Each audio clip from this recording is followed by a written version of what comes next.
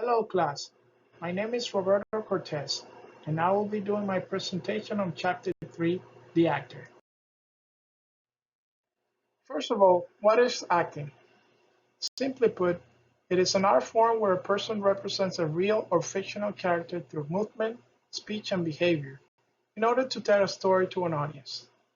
Theater experts widely recognize two main approaches to acting. The external method, also called acting from the outside, is when a performance is created externally, first by imagining how the character should walk, talk, and act, and then by imitating these behaviors whether on stage, facing a live audience, or in front of a camera. The internal method, on the other hand, or acting from the inside, is when the performance is created internally by focusing not on imitating behavior, but experiencing the life of the character as if the actor was the character itself. In other words, the actor is expected to enter the mind of the character being played. American theater has been heavily influenced by Russian actor-director Konstantin Stanislavski's internal approach. Since first introduced to our audiences in the 1920s, his acting system was described as the actor living the life of the character on stage.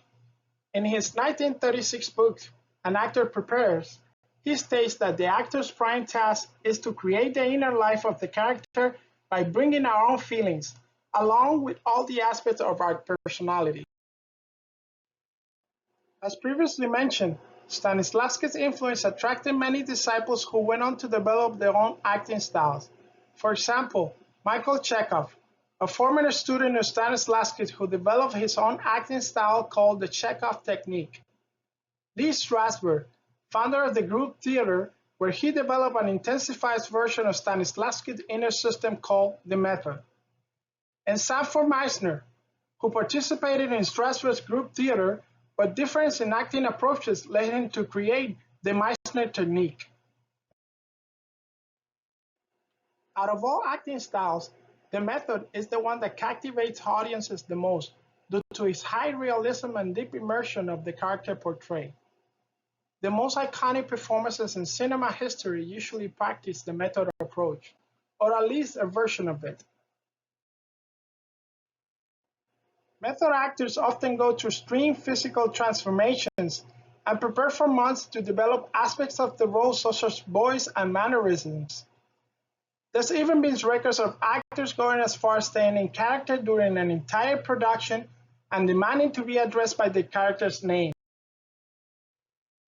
The real question is, what makes a great actor? The first quality is virtuosity. The actor's voice is the element or instrument that receives the most attention. Actors such as Sir Patrick Stewart, James Earl Jones, Morgan Freeman, and Sam Elliott are celebrated for their natural stunning voices. Others are recognized for their vocal ability and impeccable timing, including the capacity to shift tone and impersonate different accents. The other element to acting virtuosity is the use of the actor's body.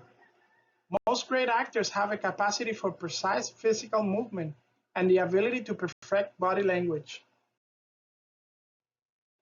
The final ingredient to a successful actor is theater magic, often called presence, aura, swag, or charisma.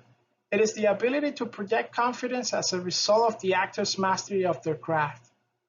It is a quality hard to explain because it cannot be taught, but it is undoubtedly felt when we see it on stage or the screen. The final question is, which one is the best method? Most actors, directors, and teachers will agree that both notions, when integrated, are vital to great acting. For that reason, today's performers are encouraged to study Stanislavski's inner approach as well as external classical techniques. Once again, my name is Roberto Cortez, and thank you for watching.